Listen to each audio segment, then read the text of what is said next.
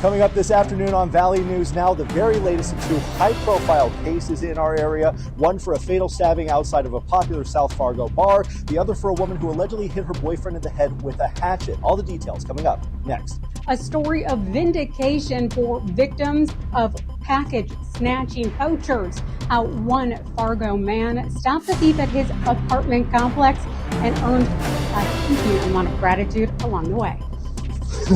Coming up next on Valley News Now, hear from our First Alert Storm Team as these lovely weather systems continue to affect us. Today, we've got the wind, we've got the snow, we've got the cold, but it's going to get worse. Hear from our First Alert Storm Team next.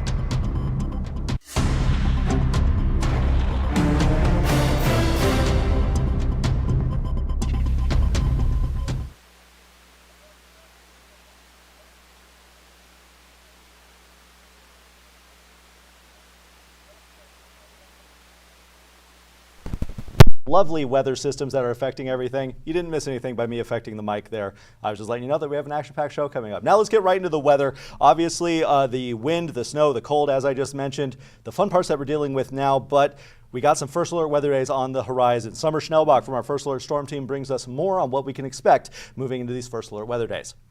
I'm meteorologist Summer Schnellbach, taking advantage of the warmth while we have it. Temperatures are in the teens and it is a little breezy out here, making it feel colder. It feels in the single digits either side of zero across the valley, but this is nothing compared to the cold that is coming.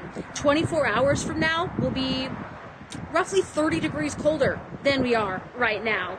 And heading into the weekend, Friday morning, Saturday morning, we're still forecasting lows in the 20s below zero with dangerously cold wind chills, 40s, 50s, still eyeing the possibility of a few near 60 below zero.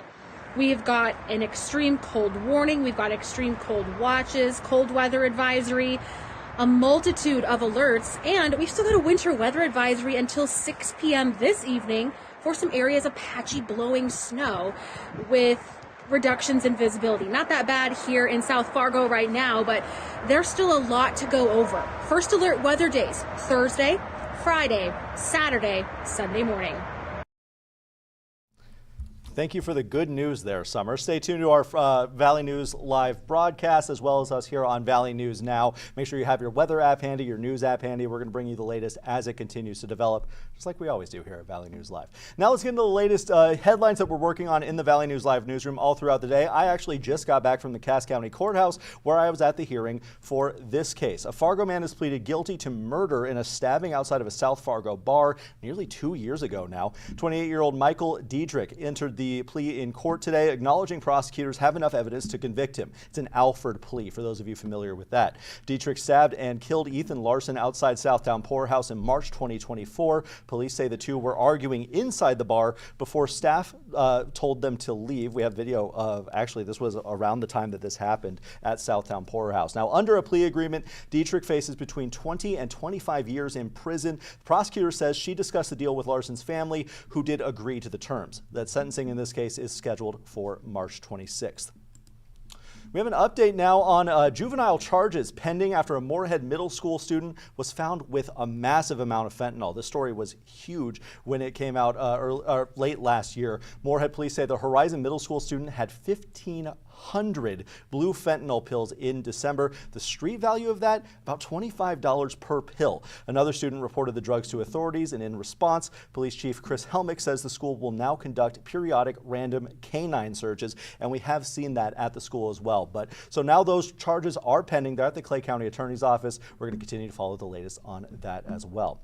Another development in a high-profile case here. This one takes us back to Fargo, to the North Dakota side of the river. A mugshot that a lot of us have seen. Lena De Oliveira, a Fargo woman. Oh, I should move that out of the way. That's the wrong mugshot.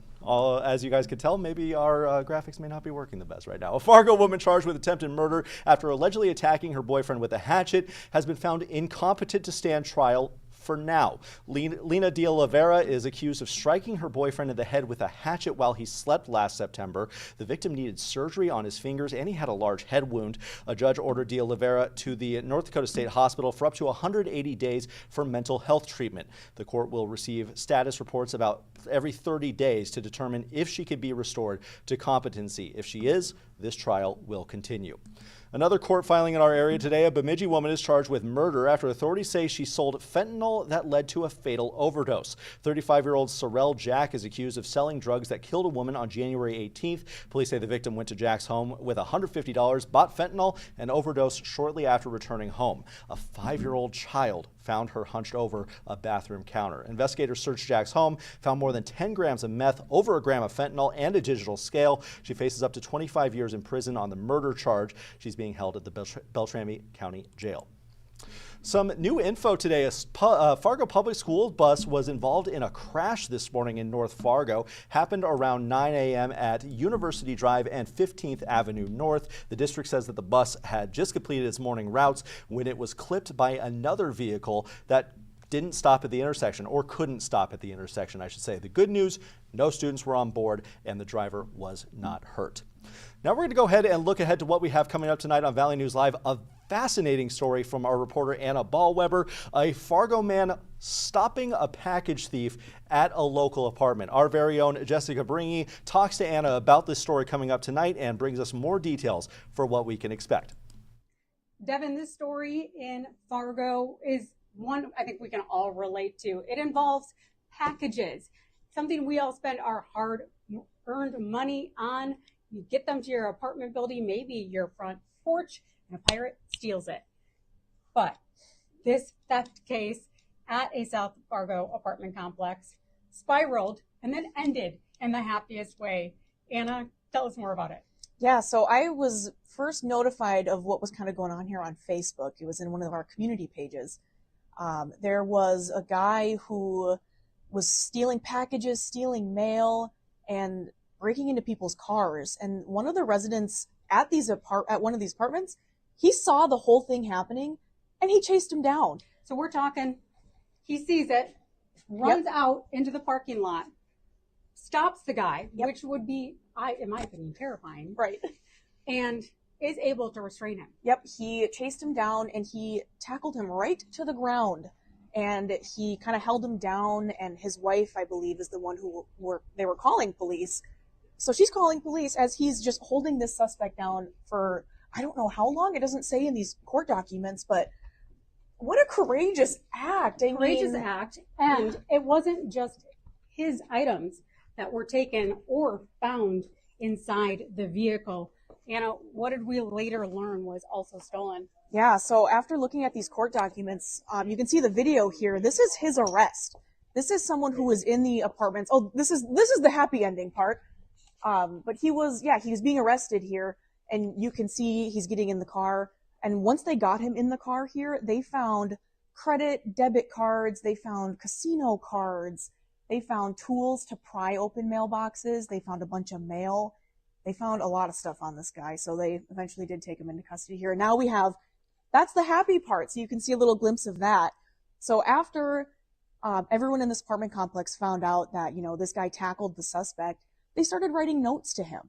They said, hey, as scary as this was, thank you so much. We have so many stolen packages around here, but you did something so brave, and just thank you. We need to look out for each other like this. And I feel that vindication for my lost packages. I'm sure many of our viewers' packages out there.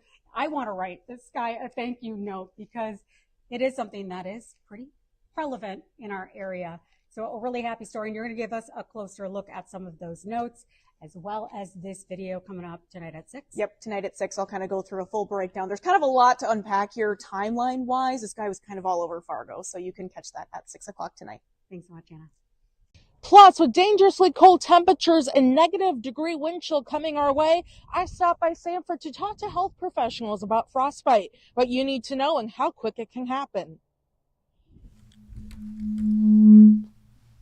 All kinds of fun stuff coming up tonight on Valley News Live. As always, we are running up to our 4 o'clock show here. We're going to get everybody out of here. I do want to show the road conditions that we normally do at the end of these broadcasts. Obviously today, probably a little bit more of a factor as you're getting ready to make your way out the door on your way back home. Let's take a look at some of the plow cams in Minnesota. Highway 10, always one that is interesting to check out. We can see the road's not looking great. The blowing snow continues to be an issue out there, as our First Alert Storm Team has been warning us. This is a look at I-94 near Dilworth here. Look at this visibility. So make sure to give yourself plenty of time. This is looking west on I-94 here. You can see that way station over here for those of you that are familiar, right outside of Moorhead. So just make sure to give yourself plenty of time. Visibility with this blowing snow, not going to be great all throughout the rest of the day. And then, like Summer mentioned earlier in our show, we got the frigid temps coming up next. Exciting stretch. Thank you all for joining us for this Valley News Now afternoon update. I'm Devin Fry.